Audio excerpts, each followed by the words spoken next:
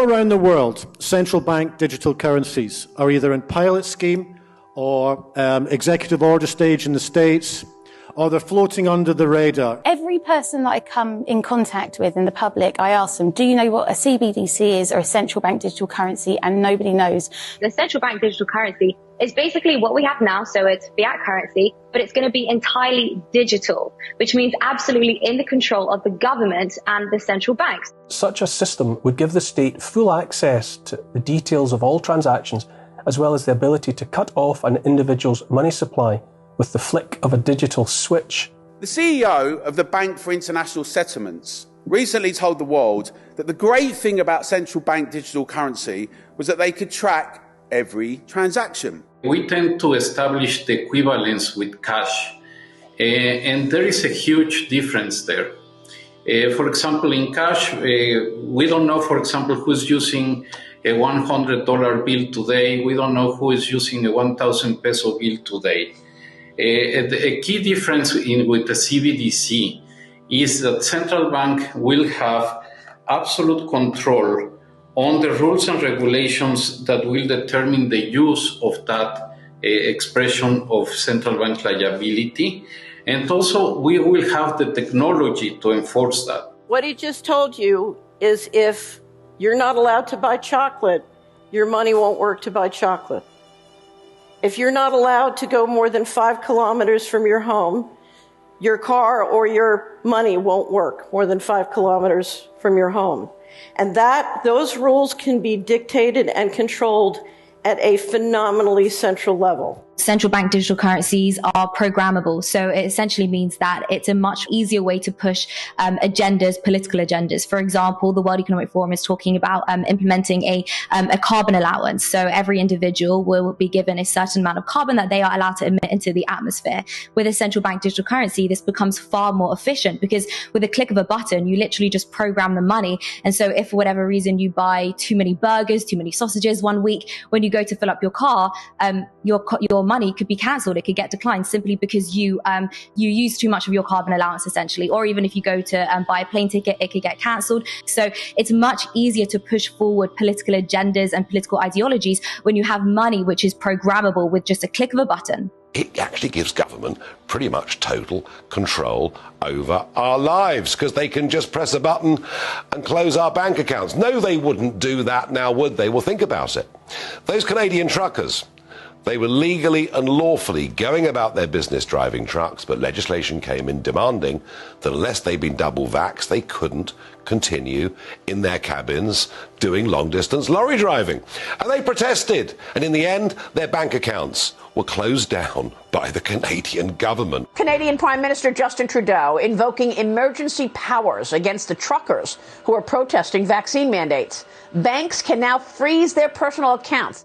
If your truck is being used in these illegal blockades, your corporate accounts will be frozen. With a central bank digital currency, if you do not hold the correct opinion, and if you're not a good citizen, then absolutely that money will be programmed to be used against you. Our previous Chancellor, now unelected Prime Minister, Rishi Sunak, is clearly a big fan. Central bank digital currencies could be a digital version of money, a bit like a digital banknote. It's all part of the wider story of digital innovation that has delivered benefits to millions around the world and in the UK. What would the benefits be to the general public? Ease of use, I think, would be the only benefit. Convenience. Convenience, and that's how they're going to sell it. The arguments for it are clear. It'll be quick, easy, cheap to transact. There'll be no problems at all, no loose change lying around. There'll be lots and lots of arguments for it. But they won't tell you everything else. They won't tell you how it will be programmed. They won't tell you that it's a spy coin. They won't tell you that they're trying to phase out cash and that they want to track absolutely everything that you're doing. The cons definitely outweigh any type of pros when it comes to, programming it for benefits and things like that. Because the money can also expire. Not enough people talk about that. During times of economic uncertainty, central banks like to print more money in order to stimulate the economy. But we could get to a point where instead of printing money, they say, well, if you don't spend 10% of your savings in the next 3 months, then this money is going to expire simply because they need that money to change hands. If I want to double taxes and just take it out of your account, no problem. They can take your taxes out without you having to bother to pay. They can decide what comes to them first. This is Richard Werner, the top academic scholar in the world on central banking. Also, they never talk about the nature of this CBDC. What is it actually going to look like? They never talk about that. Right. But I heard one European central banker tell me what it's going to look like. He saw it. He was invited to one of the old central banks in Europe that are very much promoting this. They showed him. And, he's a top, executive director of another central bank in Europe. And there's no reason to believe that he was telling me a story. And he was around this large and would be implanted under your skin. So that is the plan. I had a friend, Nick Rockefeller, who was one of the Rockefeller family. And one of the things that we used to talk about was the ultimate plan of the banking industry, what they wanted to accomplish. The ultimate goal that these people have in mind is to create a one world government where everybody has an RFID chip implanted in them. All money is to be in those chips. There'll be no more cash. And this is given me straight from Rockefeller himself. This is what they want to accomplish. And you become a slave. You become a serf to these people. That's their goal. The goal of this manipulation, and has been for a very long time, is to get the world population to see as a good idea, or the only option in given circumstances that are manipulated into place, the creation of a one world government, a world central bank which would administer all financial transactions on the planet, a world currency which wouldn't be coins and notes, it would be merely electronic, cashless society for which there are fundamental implications for freedom, and a microchipped population linked to a global computer, the latter of which sounds bizarre to many people on first hearing, except that we are ridiculously close to it and the technology already exists. Tony Danner is standing at a new frontier in technology. The chip in his hand allows him to start his car, open doors, log onto his computer, and buy snacks in the break room, all with just a swipe of his hand. You scan it at the kiosk, it comes up on the kiosk, and then to finalize your payment, you'll put your RFID chip. The most cutting-edge thing about Hannes Huerblad isn't the phone in his hand. It's the microchip actually in his hand. The tiny implant is steadily becoming a part of normal life in Sweden. Thousands already have microchip implants that they use in their daily lives, waving their hand to gain entrance to the gym, confirm their ID or make payments.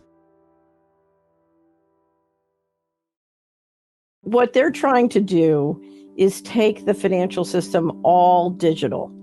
And we're trying to prevent that from happening because, and I don't care whether it's a central bank digital currency or your Visa card, once you have 100% digital, then you can have central digital control. Using cash is one of the things we can do to make sure the hurdle will be higher for the central planners to introduce the CBDC. Use cash every day if you can. If you can persuade 10 members of your friends and family to do the same, and then persuade 10 members of their family or friends, and we spread this virally, there would be a revolution. We have the power individually to shift the entire state of affairs. We have the power to stop this. We do. The only way this can succeed is if people like you and people like me sit on our ass, sit on the couch, don't get up, don't show up, and go along with it. If you look at the global control grid, it is us, we the people, who are financing it. We are going to work and we are building it.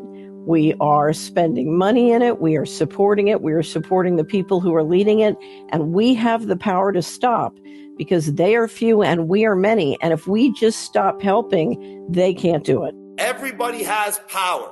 Every single person. Because when you get a whole bunch of people, even if they have a little bit of power each, and you put it all together, now they got a lot of power. Now they can make governments do what they want. You think a snowflake is powerless until you realize enough of them get together, they can shut down New York City. There are millions and millions of people all over the world fighting. People are pushing back all over, and it's very significant. The human race does not want to be controlled. Freedom has won every time, and every time it looked hopeless. What they're trying to do is so against the fundamental wisdom in the universe that they will fail. You have nothing to lose by fighting it all the way down to the wire every day, because the alternative is something not only do you not want to live in it, but you do not want to arrive at the pearly gates and say that your soul accepted it.